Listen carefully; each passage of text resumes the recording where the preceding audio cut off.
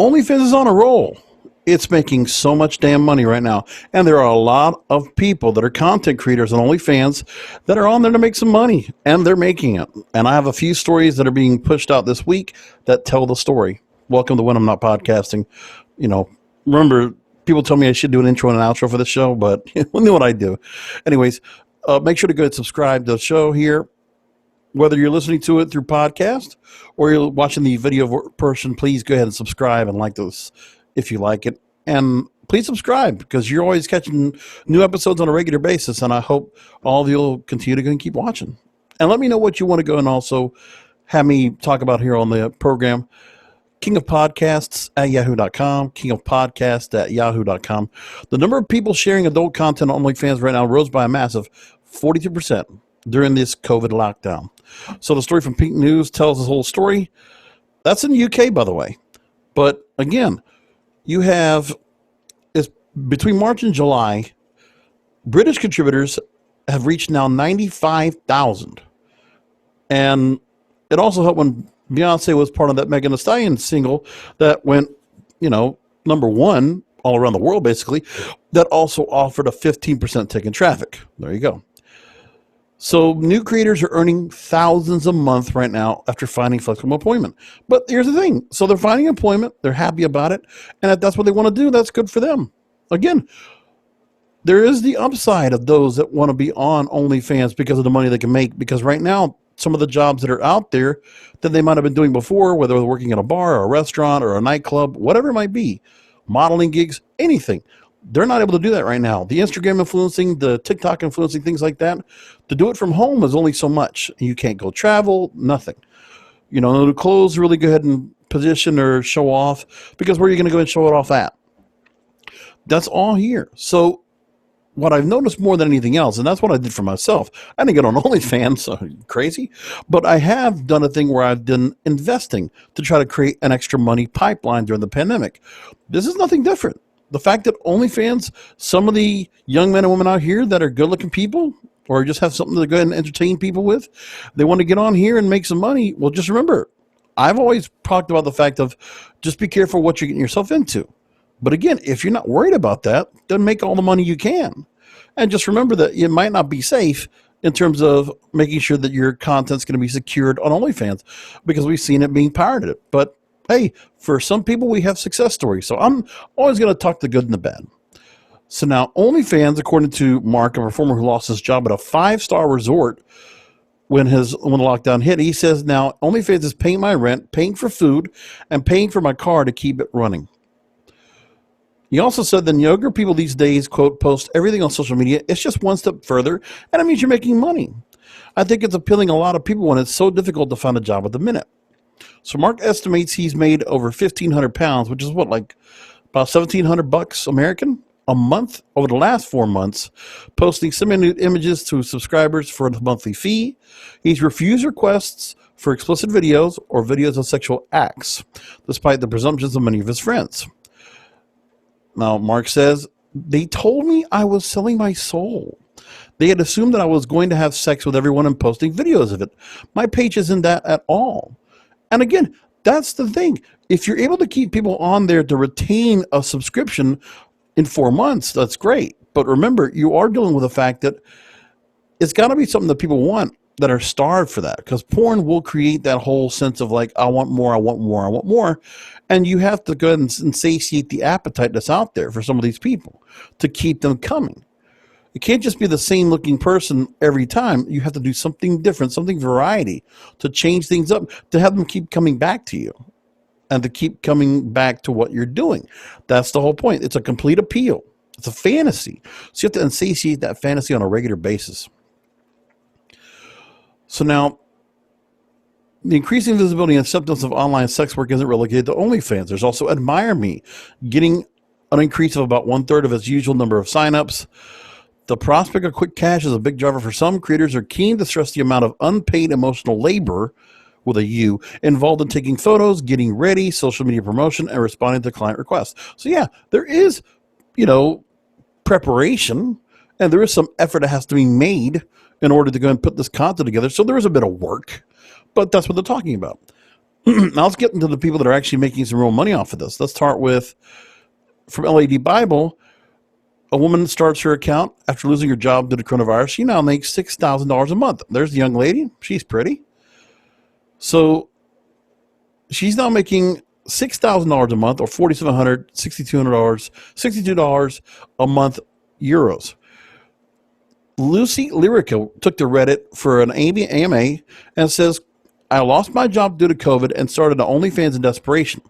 And now I make more than what I made from my career. Quote, at the end of January, I lost my job, and then they laid everybody off, or furloughed as they call it, but they never reopened. Now I make a full-time income and work from home. Again, here's the young lady. She's getting what she's wanted to do in terms of building things up. So Lucy told one fan that her job before switching to OnlyFans was in the medical marijuana field, telling her another that the amount she's making is now between $3,000 and $6,000, depending on the month. On average, some months less, some months more. But again, $3,000 to $6,000 a month, I could do well with that.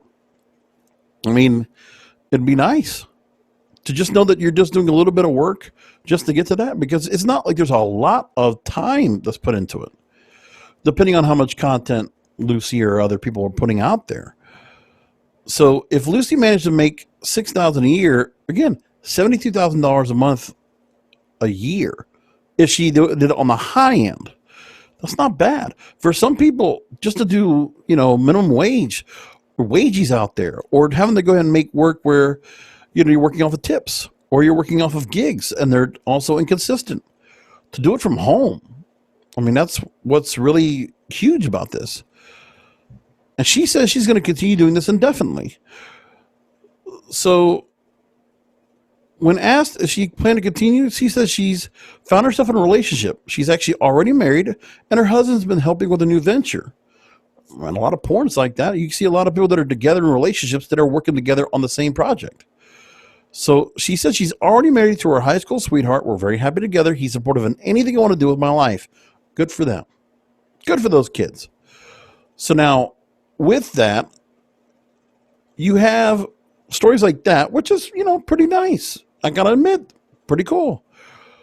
Then you have stories like this. And I can't knock this young lady, but look what she's doing. She was working as an optician, and now she's acting like a dog on OnlyFans. Fetish. Hey, it makes money. So I can't knock this young lady for doing this. Jenna Phillips, she's in Texas. She was an optician for 2 years before going to adult subscription site OnlyFans. Now she makes a fortune. So here's what you got. So when she was young, she used to pretend she was a puppy rolling around, fetching balls, and loved being praised like a good girl. So during her 2 years in eye care, she started an account where she posted vanilla content for the first 18 months. And then she met two men in Chicago who told her about the pet play scene, where she decided to learn more. So again, she learned about fetish. And if the money's out there, why not? So here's the young lady right here, Jenna, playing a dog on her legs, on her hindquarters. And there she is right there getting her hands on a treat. Now she says, I feel like a dog. I just want to roll around, play fetch, get head scratches, run around, and play. She's also got a TikTok, folks. Your puppy girl, Jenna. There you go. Looking back at it now, it's kind of always been there. I just didn't know there was a scene. I just thought it was my personality. When it comes to pet play, the majority of girls do kittens, foxes, or rabbits, and the majority of puppies are men.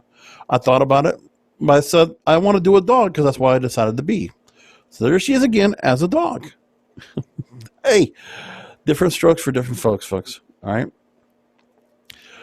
So now she has her pet play videos under the name That Puppy Girl, charges $20 a month to her uncensored OnlyFans content, where she chases after balls, walks around on a leash, and takes naked baths. You know what? The thing is, more importantly, this is where porn's going. It's amateur. It's always been amateur. That's why Pornhub is so popular. That's why people want to go ahead and take that down. This is the same thing. I'm no surprise.